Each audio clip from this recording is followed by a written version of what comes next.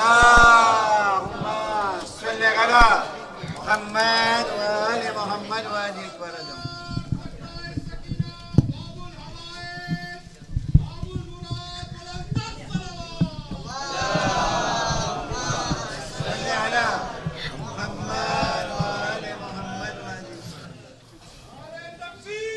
اللہ اکبر یا رسول اللہ عباس یا عباس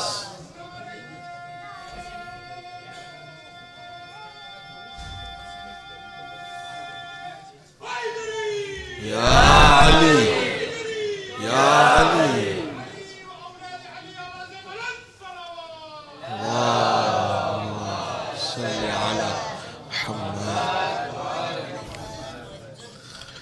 أعوذ بالله من الشيطان اللعين الرجيم. بسم الله الرحمن الرحيم. الحمد لله رب العالمين. الحمد لله الذي هدانا لهذا وما كنا لنهتدي لولا أن هدانا الله. ثم الصلاة والسلام على أشرف الأنبياء والمرسلين سيدنا ونبينا وحبيب قلوبنا وشفيع ذنوبنا وطبيب نفوسنا أبي القاسم محمد. اللهم صل على محمد صلى الله عليه وعلى آله الطيبين الطاهرين المعصومين المظلومين. اللهم صل على ولي أمرك القائم المؤمل والعدل المنتظر وحفه بملائكتك المقربين وأيده بروح القدس يا رب العالمين. واللعنة الدائمة على أعدائهم وغاصبي حقوقهم ومنكري فضائلهم من ليلنا هذا إلى قيام يوم الدين. أما بعد، فقد قال الله تعالى في كتابه المجيد وفرقانه الحميد: بسم الله الرحمن الرحيم. يوم تجد كل نفس ما عملت من خير محضرا وما عملت من سوء تود أن بينها وبينه أمدا بعيدا ويحذركم الله نفسه والله رؤوف بالعباد. صدق الله العلي العظيم. اللهم صل على محمد وآل محمد وأجل فرجهم. قیامتના દિવસનો સિલસિલો જારી રાખવા,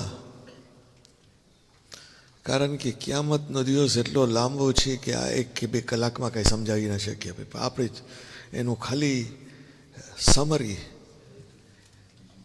કે શું થવાનું છે, કેવી રીતના થવાનું છે, ક્યારે થવાનું છે. આજે બીજી 1-2 ચીજ જોઈ છે. ગઈકાલે આપણે જોયા કે ખુદાની સમક્ષ આપણે બધાને પેશ કરવામાં આવશે અને પછી આપણી કિતાબો આપણે દેવામાં આવશે.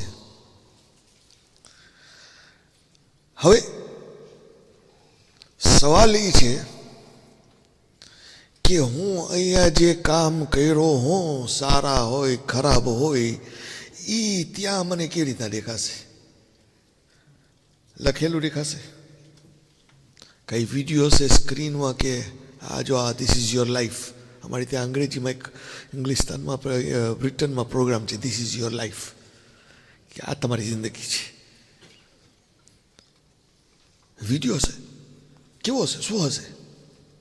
અને કુરઆન ચોખ્ખી રીતે સમજાવે છે કે શું થશે. કિતાબ આપણે મળી જશે, એટલે એ કિતાબમાં લખેલું છે. હવે કિતાબની સામે આપણે કરશું, આર્ગ્યુ કરશું, ગવાહો આવશે, બધું બરાબર છે.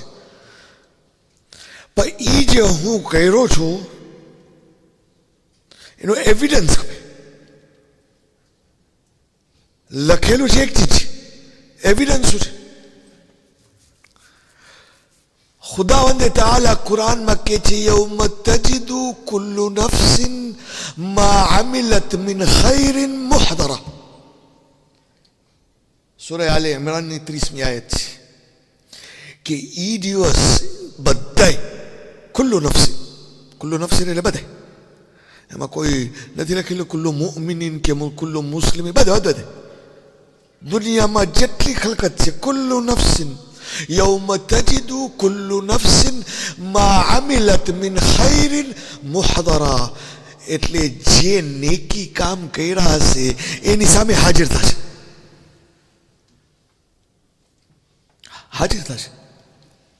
એટલે કે એક રૂપ લેશે. મારા જેટલા કામ હતા અને એ કામમાં યાદ કરો તમે, આમાં 3 ચીજો સાથે આવે છે. કંઈ કે કામ એટલે ફેલ હોય છે, એટલે કે જે એકચ્યુઅલી એક્શન હોય છે એ. પછી કલામ હોય છે. મારા શબ્દની તો કોઈ જાતની ઓલો એક્ઝિસ્ટન્સ નથી, પણ હું જે શબ્દ બોલ્યો હું એની કિંમત છે, એનો ભાર છે, જે એ કિયામતના દિવસે મારી સામે કાંઈ ફિઝિકલ રૂપમાં મારી સામે આવશે. અને ત્રીજું મારા વિચારો. કોઈ કે વિચાર કરું એ હરામ છે નહીં ભાઈ, પ્લીઝ આપણે સમજવાની જરૂર છે કે વિચારવાનું છે ને એમાં એ જાતો હોય છે કઈ જાતના વિચાર કરું છો. પણ ઘણી ફેરે હું જ્યારે કંઈક કોઈના વિશે ખરાબ ધારું, એ ખરાબ ધારું એક ગુનો છે. ખુદા કુરાનમાં કહે છે ઇન્ન બાદ ધન્ની ઇસ્મ, કે અમુક એવા વિચારો તમે ધારો છો ખાલી એ ગુનો છે. તો કઈ ચીજને કેવી રીતના આવશે? હા, મારું માઇન્ડ છે ને, મારો આ મગજ એક વર્કશોપ છે. વર્કશોપ સમજો છો શું નહીં? વર્કશોપ એટલે ફેક્ટરી છે એક, જેની અંદર જાતના ખ્યાલો આવે છે, કોઈ જાતનો કંટ્રોલ નથી હોતો. ને સાચી વાત છે કે એનો માલિક હું જ છું ને એમાં કઈ બધી ચીજો હરામ નથી, પણ ઘણી ચીજો એવી છે જેના કારણે પછી રિયાલિટીમાં ટ્રાન્સલેટ થાય છે, કે હવે હકીકત એનો બારે જાહેર થાય છે. શરૂઆત થઈ છે. બસ એક ફેરે હકીકતમાં બારે જાહેર થાય ત્યારે પછી એનો એક ખિલકત પેદા થઈ છે. એટલે હદ સુધી રિવાયતમાં છીએ, કુરાનમાં એ છે કે આપણે જે કામ કરે એ કામ આપણે જોશું એક હકીકત છે, અને એનું હકીકત એક્ઝિસ્ટન્સ એ બીજું છે.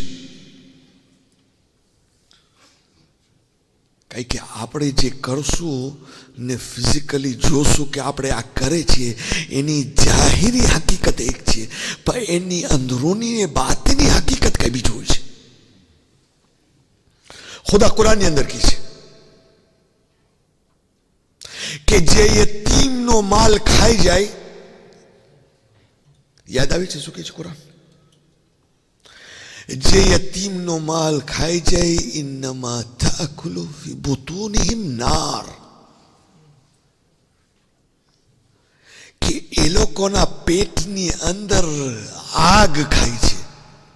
એ લોકો ઓલો યતીમનું માલ ખાઈ જાય છે એ તો એ લોકોને જાહેરી ખબર પડે છે, એને એ લોકોને ખબર નથી કે એકચ્યુઅલ એક્ઝિસ્ટન્સ, કે એ લોકોનું જાહેરી આ કામ છે.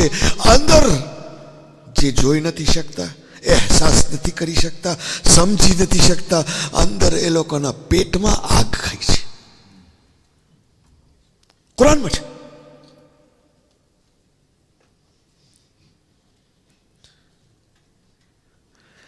જ્યારે ઇમામ અલી અલૈહિ ઇસ્લામ બયાન કરે છે કે દારૂનો એક કતરો દારૂનો એક કતરો અગર પાણીમાં પડે, એ પાણી ગ્રાસને ઉગાડવા વાસ્તે પાણી નાખીએ, ગ્રાસ ઉગે, ગાય ગ્રાસ ખાય, એ ગાયનું દૂધ એને પીવું હરામ છે? ના, કોઈ નથી કીધું હરામ છે. પણ ઇમામને ખબર છે કે એની અસર આ જે બધું ચાલુ આવે છે. એક સાહાબી આવે છે અમીર અલ મોમિનીન પાસે, કોશિશ કરે છે કે અમીર અલ મોમિનીન હાકિમ હોય છે,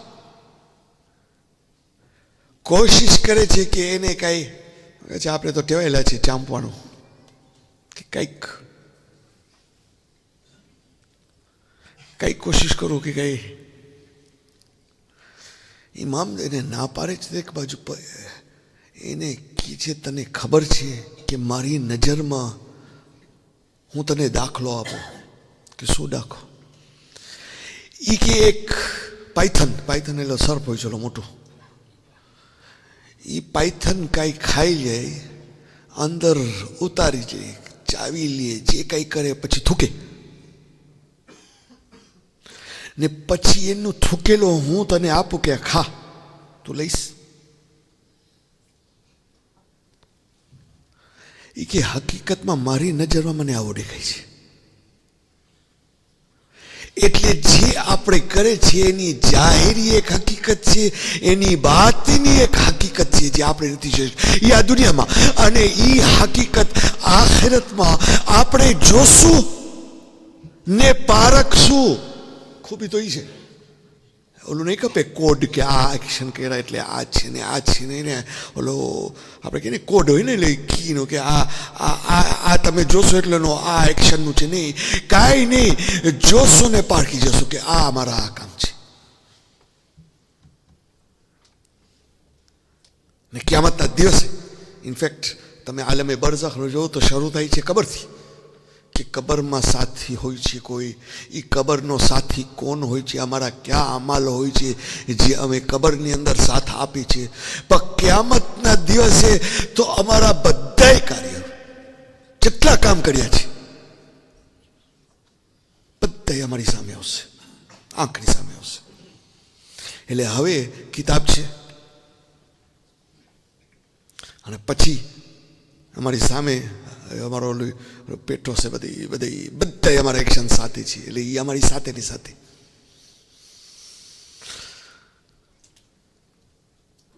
સુરત ઝલઝલામાં ખુદા કહે છે ફમન યઅમલ મિથકાલ ધર્રતિન ખૈરન યરા. નાનું સરખું મિથકાલ ધર્રતિન, નાનું સરખું કામ ખૈર કરશો તમે જોશો, યરહુ. ખુદા નથી કહેતા લખેલું દેખાશે કે વાંચાશે કે કોઈ બીજો કોઈ ગવાહી આપશે, એ બધી જુદી બાજુ મેન્શન થાય. પણ અહીંયા આ આયતમાં કે છે પોતે જોશે. શું જોશે? એના કરેલા કામ જોશે ને. ફમન યઅમલ મિથકાલ ધર્રતિન ખૈરન યરા વમન યઅમલ મિથકાલ ધર્રતિન શર્રન યરા. આપણે ઘણી ફેર એમ થાય કે આ જોશુંનો શબ્દ એટલે જે રીતે આપણે ગુજરાતીમાં કહીએ તું જોઈશ શું થાય છે, તો આમ કર્યો છો, હવે જોજે શું થાય છે. એટલે આપણો મતલબ એ કે કોન્સિક્વન્સીસ, કે તું જે કર્યો છો એના કારણે શું બીજું થશે એ તું જોજે. અને આપણે ટ્રાય કરીએ કે આ આયતમાં આપણે એ જ કે ખુદાવંદે તાઆલા કહે છે કે તું એ કામ નહીં જોઈ પણ એ કામની અસર જોઈશ. આ મુફસ્સિરીનનું ઇખ્તિલાફ છે, હું સાચું કહીશ તમને, બધા જુદા જુદા મુફસ્સિરીન જુદી રીતે પેશ કરે છે કે આ કામ આપણા જે છે એ આપણે એ જ જોશું કે એની અસર જોશું.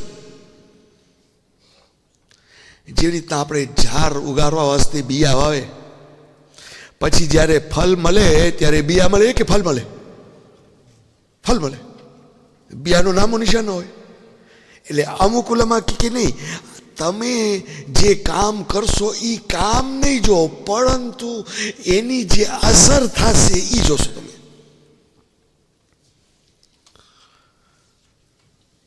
બહુ વધારે પડતું આપણા ઓલામાં મુફસ્સીરીને તમે ખબર છે ને તફસીરની વાત કરો એટલે તારીખ જેવું જ છે, હિસ્ટ્રી જેવું છે, એમાં ઘણા ડિફરન્ટ ઇન્ટરપ્રિટેશન્સ આવે. તમે બહુ વધારે પડતો ઓલામાં કહે છે કે નહીં, એ અસર તો એનો સવાબ કે ઇકાબ છે, પરંતુ એ અમલ તમે પોતે જોશો. કારણ કે પરવર્તિગાર તમે એક કોર્ટમાં લઈ જાય છે, જે કોર્ટમાં તમારું શું કરેલું છે એ તમે પેશ કરવામાં આવશે, લખેલું વંચાશે અને એ એવિડન્સ લેવામાં આવશે કે જો આર્યું તું કર્યો તો ને, આર્યું.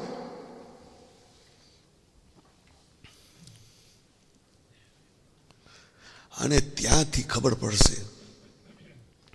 આમાં છે ને આ જેટલા બધા મંજિલો છે એમાં અમે આગળ વધી છીએ, કારણ કે ફિલ્ટર છે. એ ફિલ્ટરમાં ઘણા સીધા જહાન્નમ મટાઈ જશે, પછી આગળ જવાની જરૂર નથી, સીધા જહાન્નમ મટાઈ જશે.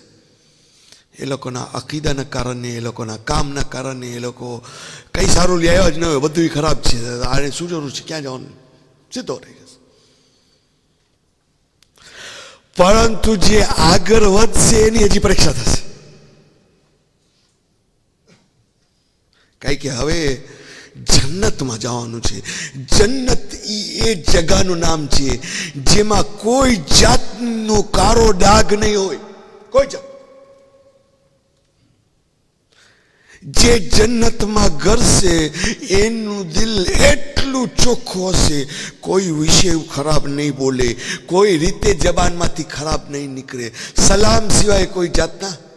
બરાબર છે ને, જેમ ડિસ્ક્રિપ્શન છે કુરાનમાં. હવે મારા જેવા હોય કે જેમાં આટલા બધા કાળા હાલા ડાઘા છે આ દુનિયામાં, હવે હું જન્નતમાં જાઉં તો પહેલાં છે ને સાફ કરવું પડે. જન્નતમાં જા સોવાનો નથી, કંઈ કે નેકી છે, પરંતુ ઓલો સાફ કરવો પડે ને પછી આગળ વધશો. એટલે ઠેક ઠેકાને ફિલ્ટર છે. પહેલું તો આ કે બધા પોતે રિયલાઇઝ કરશે કે હવે મારી પાસે શું છે ને શું નથી. પછી હિસાબ થશે. આ જ જગાએ બધું આવી જશે. જ્યારે આપણે ગઈકાલે કહેતા હતા કે મારી નેકીઓ બીજાને દેવી પડશે મને, કારણ કે મારો એક કરજો હશે, દેન હશે, એ ચૂકવવા વાસ્તે મને મારી નેકીઓ દેવી પડશે. ને નેકીઓ ખલાસ થઈ જાય તો મને એ લોકોના બુરા અમાલ લેવા પડશે. એ આ બધા ફિઝિકલ ક્રિએશન છે.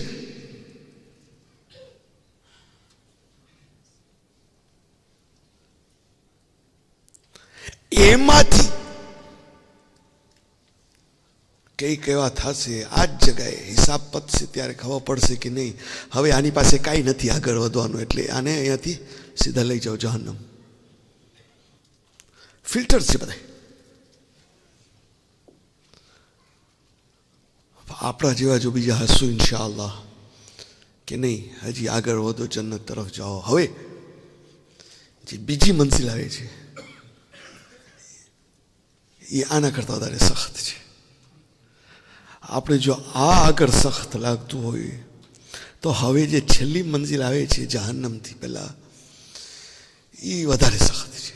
એ કયું મંજિલ છે? એ આપણે જેને સિરાત કહે છે. સિરાતની મંજિલ, સિરાત એટલે તમે કહો છો ને પાથ, એક રસ્તો છે. એ રસ્તાઓ પર જઈને અમે જન્નતમાં જવાનું છે. ખુદાવંદ તઆલા કુરાનમાં એક જગ્યાએ ખાલી સૂરત મરિયમની અંદર એ આ સમજાવે છે. કારણ કે આ સિરાત, અને આપણે સાંભળ્યા છું બચપનથી સાંભળ્યું કે પુલ એ સિરાત. કેમ પુલ કહેવામાં આવે છે? પુલ એટલે શું? બ્રિજ. ઈ પુલ મતલબમાં પુલ તો કાંઈ હોય નહીં, નીચે દરિયો હોય, રસ્તો હોય, કાંઈક તો હોય ને. તો પુલ એ સિરાત શા માટે કહેવાય છે? કંઈક કે નીચે જહન્નમ હશે. એટલે આપણે બધાને જન્નત જવા વાસ્તે ઈ પુલમાં જવું પડશે જ્યાં નીચે જહન્નમ છે.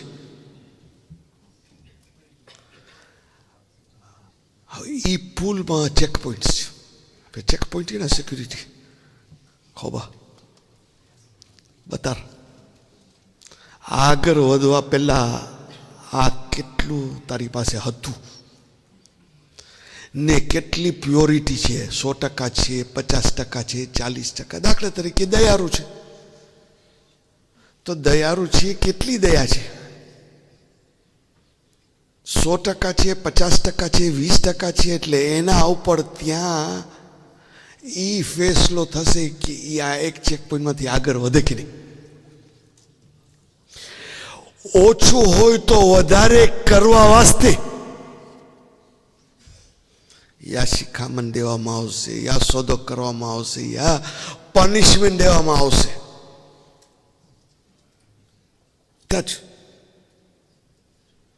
એટલું પનિશમેન્ટ કે બસ હવે આ સાફ થઈ જાય, આગળ વધ. એટલે બીજું શેખ સદુક અલૈહિ રહમે એની કિતાબમાં કહે છે કે 50 એવા ચેકપોઇન્ટ છે.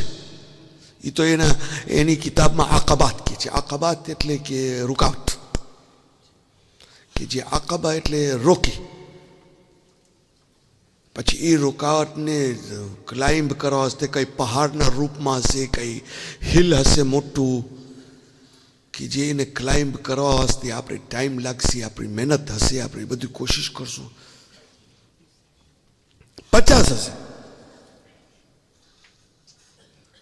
આ શેખ સદુક અલ ઇસ્લામનો ધારો છે, એની સમજ છે. શેખ સદુક અલૈહિ રહમ જે છે એ કંઈક હાલતા ફાલતા આલિમ ના હતા, એક મશહૂર આલિમ હતા. એના કહેવા પ્રમાણે કે 50 જગા છે જ્યાં ઊભા રાખવામાં આવશે, પૂછા કરવામાં આવશે. જે ચીજ ખુદાએ આ દુનિયામાં કીધું છે કરવાનું ને જે ચીજો કીધું છે નથી કરવાનું, એનું તપાસવામાં આવશે કે કઈ લેવલમાં આપણે છે. દાખલો આપો, એક જગ્યાએ પહોંચું, દારૂ પીવો હરામ છે, આપણે ઇન્શાલ્લાહ બધા 100% હટાઈ જશું. કોઈ દારૂનો વિચારી નથી કરતા. અમે ખુદાનો લાખ શુકર છે. એમ કરતા કરતા જે લોકો ઈ પુલમાંથી પડશે એનો કઈ હિસાબ નથી. આપણે શ્યોર આપણે ઇમેજિન કરી શકીએ છીએ કે નીચે જહન્નમ હોય ને એ પુલમાંથી પસાર થવાનું હોય તો આપણે કેટલા ટેન્શનમાં હશું કે જરાક આડો અવરો પગલો લેવાનો અહીંયા તો આપણે ગયા છીએ. એટલે તો પુલ કહેવાય છે. ત્યારે સમજવામાં આવે છે કે જ્યારે છઠ્ઠા ઇમામ જાફર સાદિક સલાવતુલ્લાહી વસલામુ અલૈહ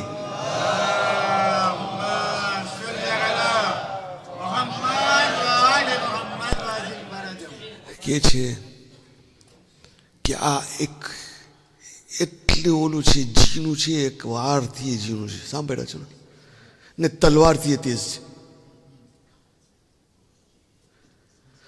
અમુક એ પસાર થશે તો એવા આમ લાઇટનિંગ માફક, જીતના લાઇટ ફાસ્ટ વટાઈ જાય રીતના વટાઈ જશે.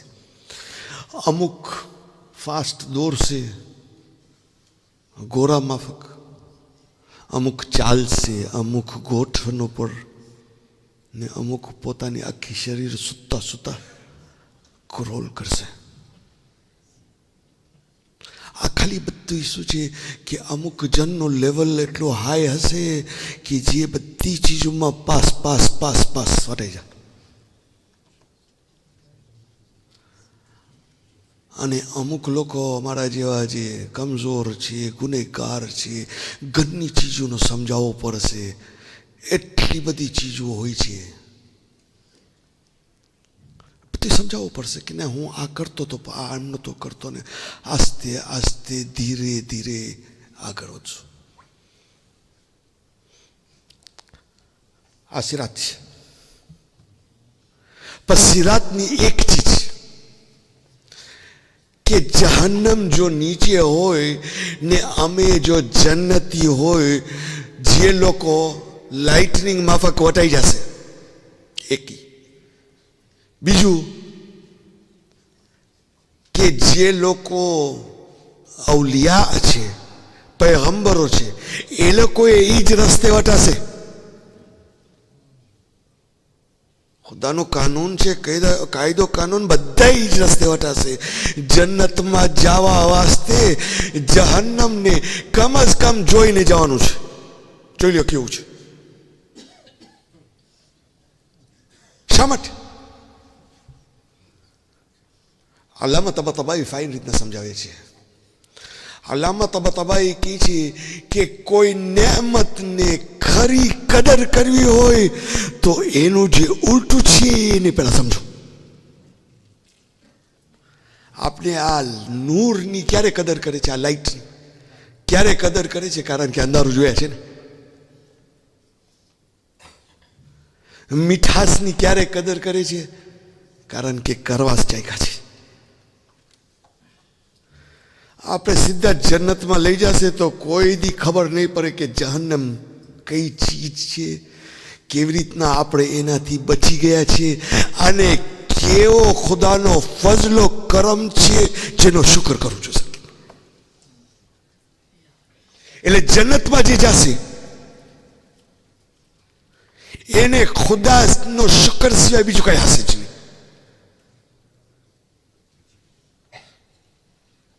અલ્લામા તબાતબાઈ કે ઈ કરવા વાસ્તે કે ખરેખર જે જન્નતમાં આવશે, બીજા ઓલરેડી અવલિયા પૈગંબર બધા જે છે એ લોકોને તો ઓલરેડી ખબર છે કે ખુદાનો એવી રીતના શુક્ર કરવું જોઈએ. પણ બાકીના જેટલા છે ઇન્સાન, એ લોકોને અહેસાસ થઈને જન્નતમાં કરશે કે ખરેખર ખુદા ના હોત, ખુદાનો ફઝલ કરમ ન હોત, ખુદાની રહેમત ન હોત તો આજે હું ક્યાં હોત. એ જ છે જે મને બચાવીને અહીંયા લઈ આવ્યું છે.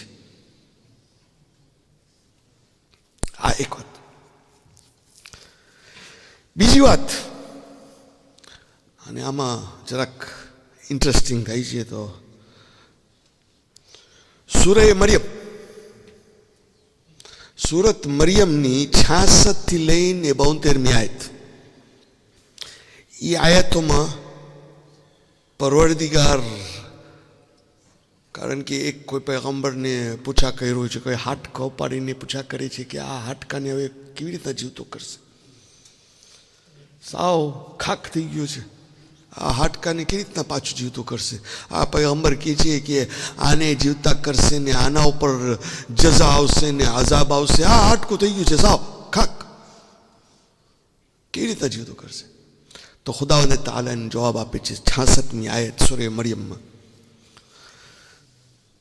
હવે હું મારે પણ કહે કે મારે છે ને એ ખુદાવંદે તાઆલા જવાબમાં કહે છે કે હું બધાને કરી શકીશ ને પછી કહે છે ખુદાવંદે તાઆલા ફવરબ્બિકા લનહશુરન્નહુમ થુમ્મા લનુહદિરન્નહુમ હૌલા જહન્નમ જિથિયા.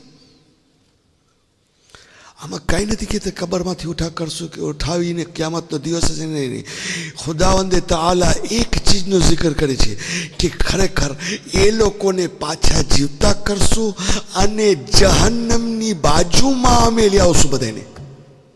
એટલે અહીંયા આનો પુરાવો છે કે ખુદાવંદે તાઆલા આમાં કોઈ ઇન્સાનની વાત છે કે 66મી આયત છે ઇન્સાનના બારામાં છે. કે ઇન્સાન એમ ધારે છે કે કારણ કે એનો હાડકું થઈ ગયું છે એટલે એને જીવતા નથી કરી શકતા. કિયામતના દિવસે બધાને ભેગા કરીશ અને જહન્નમની બાજુમાં ઉભા રહી ગયા છે બધા.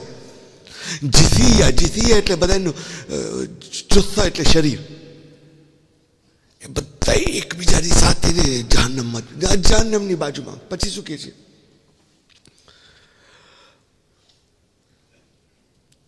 وإن منكم 73મી આયત છે, 71મી.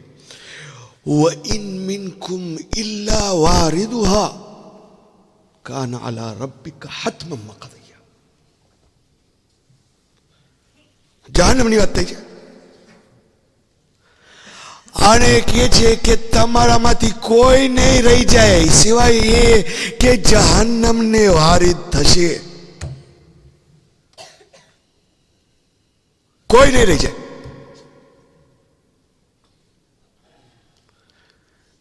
હું આયત મને યાદ છે જ્યારથી અરબિક શીખ્યો અને સમજતો થયો ત્યારથી જ્યારે પણ આ આયત પઢું ત્યારે મારા રવાંઢા ઉપર થઈ કે ભાઈ આ ખુદાવંદે તાલા કહે છે કે જહન્નમ એક એવી ચીજ છે જેમાં કોઈ નહીં રહે પણ વારિદ થશે.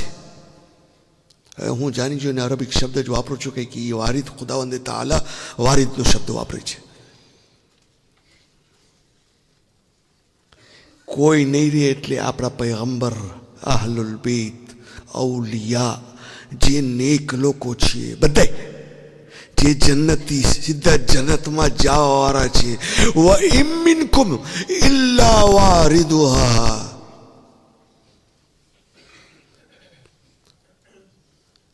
એટલે હવે આપણા ઉપર ફરજ થઈ જાય છે કે તફસીરમાં જાય ઉલામાને પૂછ્યા કરે કઈ હદીસ છે કે આનો આપણે સમજાવો કે આનો મતલબ શું છે.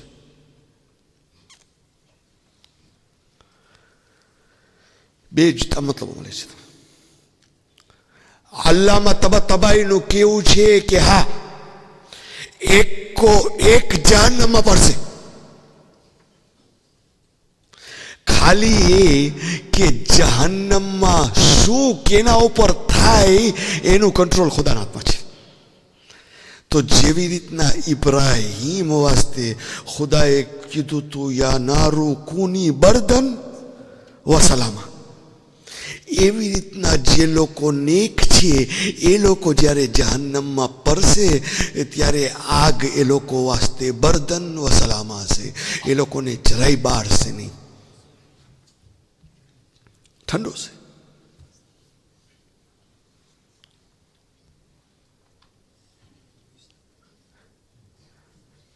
આયતુલ્લાહ નાસિર મકારીમ શિરાઝી રહીને તફસીર નમૂનામાં એ જુદી રીતે સમજાવે છે. એ કે છે વારિદ એટલે કે અંદર ન કરું, બાજુમાં પહોંચે. તફસીરની ખૂબી છે કે આ અલ્લામા તબાતાબાઈ જે કે છે અંદર કરશે એ કુરાનની આયતોથી દલીલ આપે ને અલ્લામા આજે આયતુલ્લાહ નાસિર મકારીમ શિરાઝી તફસીરે નમૂના એ કુરાનની આયતોથી દલીલ આપે. કોણ સાચું કોણ ખોટું એમાં આમાં સાચું કે ખોટોનો સવાલ નથી. આમાં ખાલી સમજવાની જરૂર છે કે યા તો આપણે જહન્નમની બાજુમાં પહોંચશું ને યા તો જહન્નમની અંદર કરશું. પણ જહન્નમનો અનુભવ બધાને થશે. જે બાજુમાં આવશે એ જોશે કે શું છે ને જે અંદર કરશે એ જોશે શું છે. બસ આ જહન્નમ જ્યારે હું પહેલા કીધું તો કે આપણા કામ બધા ફિઝિકલ ક્રિએશન છે. ક્યામતના દિવસે જે જન્નતમાં જાશે એ જોશે કે જેટલા નેક કામ કર્યો તો એનો અજર એને મળે છે. તો સૂરે બકરાની આયત છે જેની અંદર એ લોકો બધા કહેશે હાદલ લદી રુઝિકના મિન કબલ, આ તો અમે પહેલા જોઈ લીધું છે. એ જ પાછો આવે છે કારણ કે જન્નતની અંદર એની નેકીઓ જ આવશે એને હેલ્પ કરવા, એની મદદ કરવા, એની સેવા કરવા. ને જહન્નમની અંદર ખુદાવંદે તાઆલા જ્યારે બંદાને જહન્નમમાં નાખે છે ત્યારે કહે છે કે હાદા મા કુંતુમ તકનુઝુ, આ છે જે તમે ખજાના જેમ બચાવતા હતા. આ રે લ્યો.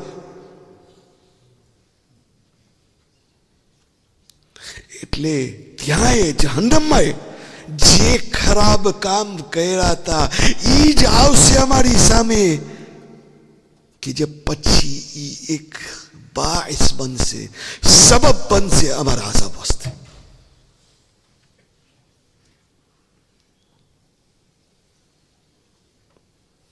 કહેવાનું કારણ છે હજી સિરાત પર તમે કહો છે આપણે ચાલતા હશું ને જહન્નમ નીચે હશે, અંધારો હશે. એમ ન સમજો કે જહન્નમ એટલે અહીંયા જેવો આગ નથી કે બ્રાઇટ છે ને લાઇટ છે ને, નહીં. અંધારો હશે જેમાં ખુદા કુરાનની અંદર ઘરના ઠેકાને કી છે કે એ લાઇટ બધાની પોતપોતાની લાઇટ હશે, નૂર. કે મુનાફિક લોકો જે તમારી પછવાડે હશે કે છે થોડી વાર ધીરે જાઓ, આસ્તે જાઓ તો અમે તમારા નૂરથી અમે ચાલી શકીએ. ને એ નૂર એ છઠ્ઠા ઇમામની હદીસ છે કે એ નૂર બીજાનું એટલું સ્ટ્રોંગ હશે, એટલો પાવરફુલ હશે કે દૂર સુધી દેખાશે, અને બીજાનું નૂર તો એના પગ સુધી નહીં પહોંચે. બધું કેના ઉપર ડિપેન્ડ થાય છે? એનો ઈમાન, એના નેકીઓ. એની નેકીઓ ખાલી એની નેકીઓની નિયત શું હતી એના ઉપર આધાર થાય છે, ક્વોલિટી.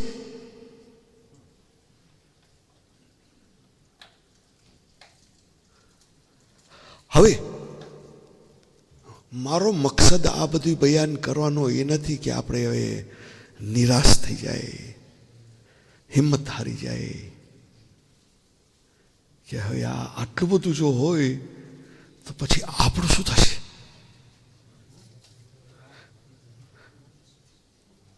કારણ કે ખુદા કુરાનની અંદર કહે છે કે પ્લીઝ લા તકનતુ મિન રહમતિલ્લાહ, ખુદાની rahmatથી કદી નિરાશ નહીં થતા, માયુસ નહીં થતા. ઈ યસ પોતે એક ગુનો છે ને બીમારી છે. યાદ રે વલ્લાહુ રઉફુમ બિલ ઇબાદ, કે ખુદા રઉફ રહીમ છે, તવાબ છે. ખુદા માં જેટલું બચ્ચાને ચાહે છે એનાથી 70 ગણું ખુદા એના બંદાને ચાહે છે. તો શું ખુદા એ ઈચ્છતા હશે કે આપણે પગલે પગલે બસ પરી જાય કે જહન્નમમાં જાય? ઉલટું છે, ખુદા એ ચાહતા હશે કે જ્યાં તને માફ કરી શકું, મારી rahmat વસિઆત કુલ શય.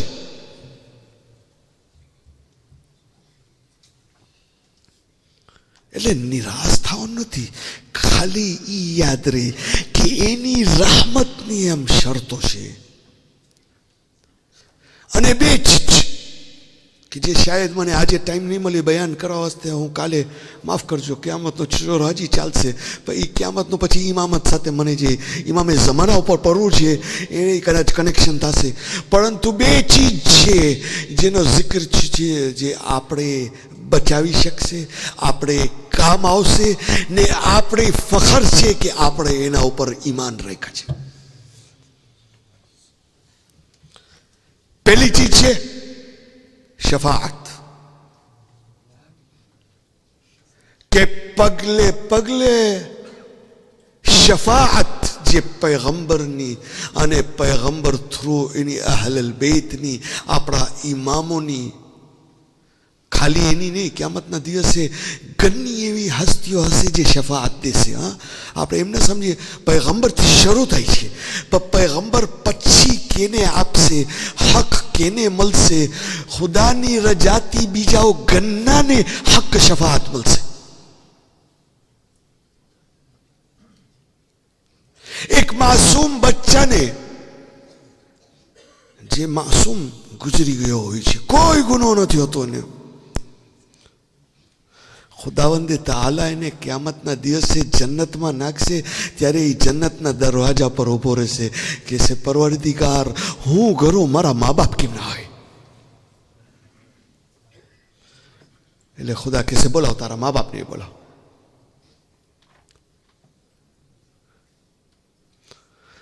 ખૂબી છે કે આપણે જ્યારે આપણા ઉપર જ્યારે આ વીતી વરે કે કોઈ માસૂમ બચ્ચું ગુજરી જાય આપણા ઘરે, ત્યારે કેટલું આપણે રડશું, કેટલું દિલ દુખાશે, કેટલું ગમ થશે આપણા ઉપર. કાશ ને ફરિશ્તો આપણા ઉપર હસતા હોય છે કે કાશ તું સમજતો હતો બંદો કે આ તારી ટિકિટ છે જન્નતની, તારી ચાવી છે જન્નત કરવા વાસ્તે. તો ખુદાનો ફજલો કરમ છે તારા ઉપર કે નાની ઉંમરે એને લઈ લીધા છે, કારણ કે ક્યામતના દિવસે જન્નતની અંદર નહીં ગરે તારા વગર. આ તો હું એક દાખલો આપું છું, એક દાખલો કરે. શફાઅત કોણ કોણ શફાઅત કરે હું તમને ખાલી થોડા અમુક જે રિવાયતોમાં છે. મા બાપ કરશે, ટીચર્સ કરશે, ઓલમા કરશે. ઓલામા એટલે ઓલામા હે આ એમ ન સમજો કે હવે બસ મારી પાસે આવીને તમે કહો મને યાદ કરજો, મને શફાત કરજો મારીને, એમ ન થાય. હું પોતે શફાત ભૂખ્યો છું. બરાબર ને પ્રમુખ સર? ઓલામા શફાત કરશે. ઇમામો પૈગંબર તો કેવા વગર, પણ ઈ શફાત ની શું શરતો છે ઈ સમજવાની જરૂર છે કે શું છે શફાત. એક ઈ જેના ઉપર હું આવતીકાલે ઇન્શાલ્લાહ પ્રચાર કરીશ વધારે. અને બીજું વિલાયત. વિલાયત ખુદાની છે, પૈગંબરની છે અને બધા ઇમામોની વિલાયત છે. એ વિલાયતને સમજવું, સ્વીકારવું, માનવું કે એ લોકોનો હક છે. એ વિલાયત ઉપર ભરોસો રાખવું. ને વિલાયત શું છે એ આવતીકાલે ઇન્શાલ્લાહ શફાત ને વિલાયત બે સાથે સમજાય છે. અને વિલાયત પછી કનેક્શન કરી નાખીશ ઇમામી જમાના ઉપર ઇન્શાલ્લાહ. એ બે ચીજ છે જે એટલી આપણે કામ આવશે જો સરખી રીતના કરતા હશું તો. આમ ખાલી જબાનથી કહી દેવું કે મને હું શફાતમાં માનું છું કે હું વલી છું, અલીયુન વલીયુલ્લાહ, નહીં. વિલાયતની શરતો છે. અને એ બે ચીજ આપણે કબરથી લઈ કિયામતના દિવસ સુધી, જન્નતમાં ઘર સુધી, ત્યાર સુધી એ જ છે જે કામ આવશે. હું એ આશાએ જાતો હોઉં કે એ આશાએ ધારતો હોઉં કે મારા કામો જ બધા કામ આવશે મને. ઇંગ્લિશમાં મેં કહે છે there is no chance. ને યાદ રહે કે જન્નતની અંદર આપણે ગળશું તો ત્યાંય અમે પસ્તાવો થશે. શેનો પસ્તાવો થશે એ પછી બીજી વાત છે. એટલે આપણો તો કોઈ ચાન્સ ના લાગે જો આપણે એમ ધારે કે જે લઈ જાય છે એનાથી જ આપણે જન્નત કરી જશું.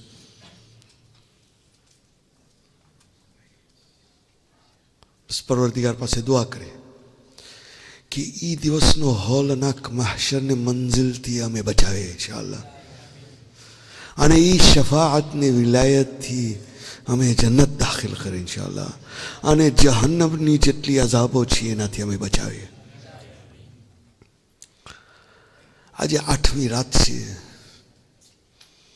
અને હું જાણું છું કે 8મી રાત આપણે બધા ભેગા થાય તો એક એવા હસ્તીને યાદ કરીએ કે જે બાબુલ હવાઈજા છે,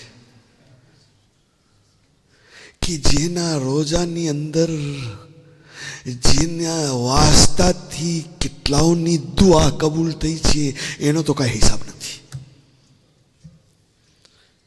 એટલે તો બાબુલ હવાઈ જ કહેવાય છે ને. કરબલામાં એક તાલિબે ઇલમ હોય છે કે જે પછી મોટો આલિમ થાય છે, આરિફ હોય છે. એ કહે છે કે હું હાઉઝામાં જાઉં ભણવા, દરરોજની ક્લાસ હોય પણ ક્લાસ પહેલાં હું જાઉં ઇમામની ઝિયારત કરવા. કરબલામાં તો ઇમામ હુસૈનની ઝિયારત કરવા જાઉં, ઝિયારત કરી લઉં પછી જાઉં દર્સ હાઉઝામાં. બસ મારી ટેવ થઈ ગઈ. મારી આખી જિંદગી હું ભણવા જાઉં, ક્લાસમાં જાઉં એ પહેલાં ઇમામની ઝિયારત કરીને પછી જાઉં. બસ એક દિવસ કે મા ફાતિમા ઝહરાને સપનામાં જોયું મેં. જ્યારે સલામ કરવા જાઉં છું ત્યારે મા ફાતિમા ઝહરા મોઢું ફરાવી નાખી છે. તો વિચાર કરું છું શા માટે મોઢું મારી પાસેથી ફરાવો છો, મેં કયો ગુનો કર્યો છે. મા ફાતિમા ઝહરા એને કહે છે કે હું તારાથી નારાજ છું તો મારા દીકરાની ઝિયારત નથી કરતો. હું દરરોજ ઇમામની ઝિયારત કરીને પછી જાઉં છું. ત્યારે માં ફાતિમા ઝેરા કહે છે, પણ મારો દીકરો અબ્બાસ સુગનો મારા દીકરા અબ્બાસની ઝિયારત શા માટે નથી કરતો? અબ્બાસનો આ મર્તબો હતો કે માં ફાતિમા ઝહેરા પુકારે કે આ મારો દીકરો છે. ઇમામ અલી કહેતા હતા મારો દીકરો છે, ઇમામ હુસૈન કહેતા હતા મારો ભાઈ છે. પણ જ્યારે માં ફાતિમા ઝહેરા સપનાની અંદર અમુક એવી હસ્તીઓ જે આરિફ હતા એ લોકોને કહે કે આ અબ્બાસ મારો દીકરો છે. કેવી હસ્તી હતી ને! કરબલાની અંદર આપણે જોઈ તો કરબલા પહોંચે છે ત્યારથી છેલ્લે સુધી નહીં, એનાથી પહેલા જઈ મદીનાથી ત્યારે રવાનગી હતી ત્યારથી ઇમામ હુસૈન ને એના અહલે બેતનો સહારો અબ્બાસ હતા. ક્યાં ખૈમા નાખવાના છીએ, ક્યાંથી ખૈમા ઉપાડવાના છીએ, અબ્બાસ આ કર, અબ્બાસ અહીંયા ખૈમા નાખશું, મૌલા તમારો હુકમ છે અહીંયા નાખશું, અહીંયાથી કાઢશું. ફુરાતની બાજુમાં હતા, ફુરાતની બાજુમાંથી કાઢી અને દૂર હટી જાય છે. અબ્બાસ કહે છે મૌલા તમારો હુકમ છે, સમાનતા અમે કરશું જે તમે કહો છો. એમ કરીને ખૈમા કાઢે છે. પરંતુ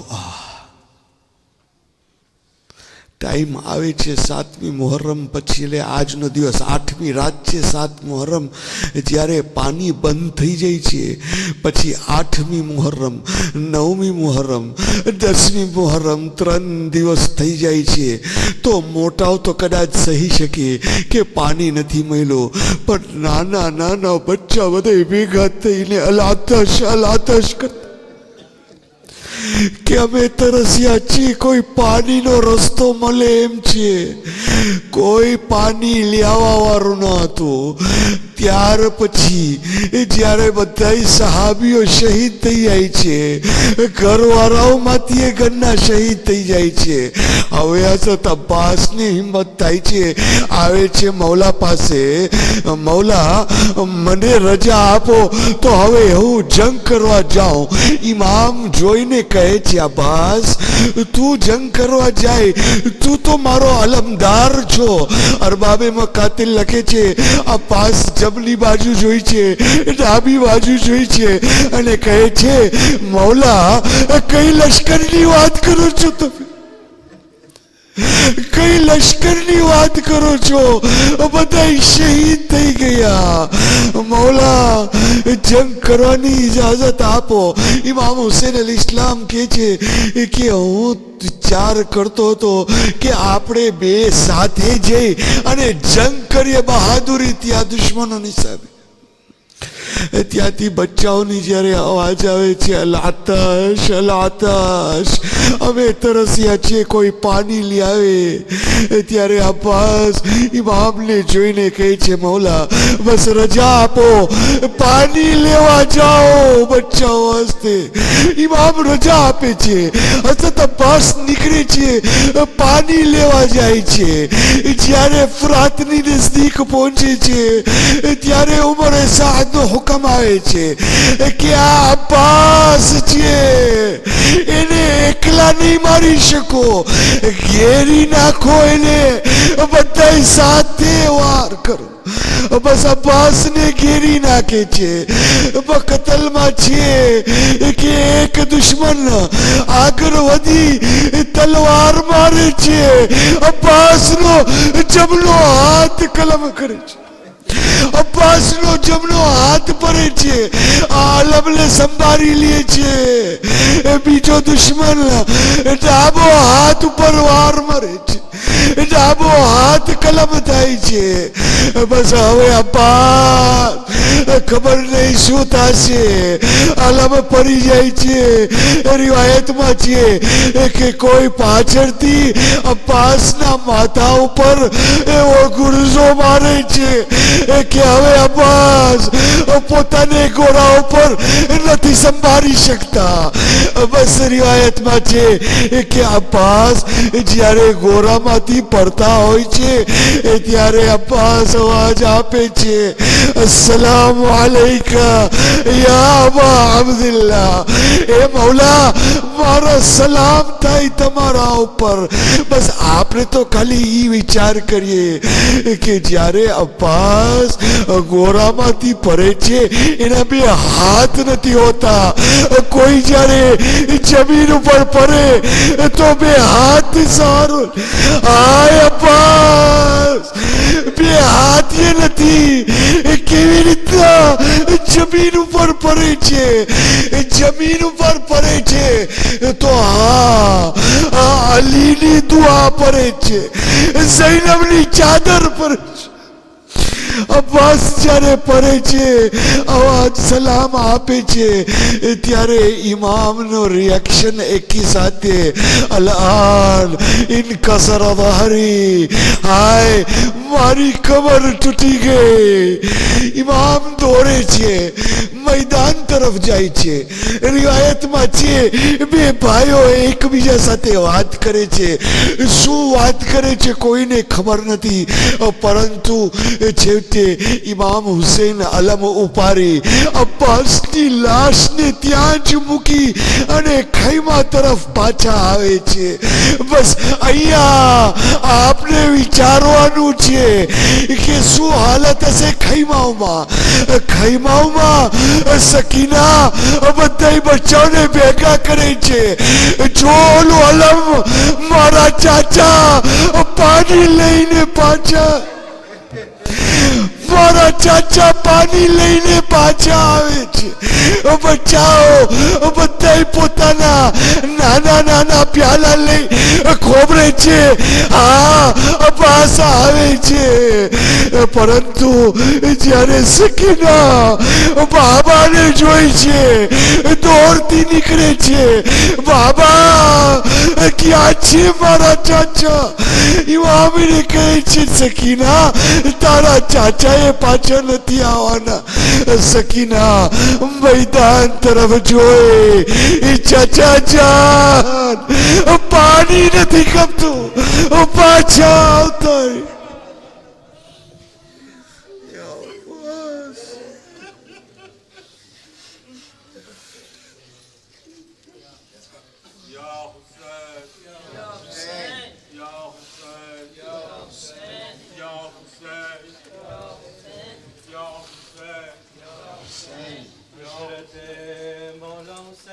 अब्बास की लाश पे आए, हजरत मौला हुसैन अब्बास की लाश पे आए, सर गोद में लिया. अब्बास ने फरमाया मौला बहुत जहमत की, शुक्रिया मौला, एक मेरी तमन्ना है. अब्बास क्या तमन्ना है? मौला अम्मा ने बताया था जब मेरी विलादत हुई थी मैंने सबसे पहले आपके चेहरे की ज़ियारत की थी. अब आखिरी वक्त है, चाहता हूँ आखिरी वक्त में आपके चेहरे की ज़ियारत करूँ, मगर एक आँख में तीर लगा है, दूसरी आँख में खून भरा है. मौला अगर जहमत न हो तो अबा के दामन से मेरी आँख का खून साफ कर ले. मौला हुसैन ने अबा के दामन से खून साफ किया. अब्बास ने जी भर के ज़ियारत की. मौला हुसैन ने फरमाया अब्बास तेरी तमन्ना पूरी हो गई. अब्बास अब मेरी भी एक तमन्ना है, तेरी पूरी जिंदगी गुजर गई, तूने मुझे कभी भाई कह के नहीं पुकारा. آج مجھے بھائی کے سینے سے لگا. اے میرے اکھی عباس، اے میرے اکھی عباس، فریاد سنو میری، ایک بار مجھے بھائی کہہ کر تو بلا غازی. فریاد سنو میری ایک بار مجھے بھائی کہہ کر. غازی بچپن میں تیرا جھولا ہاتھوں سے جھلایا تھا، ہاتھوں کو تیرے لے کر چلنا بھی سکھایا تھا. اب ان ہاتھوں سے میں کس طرح اٹھاؤں گا بن بازوئے لاش تیری. فریاد سنو میری ایک بار مجھے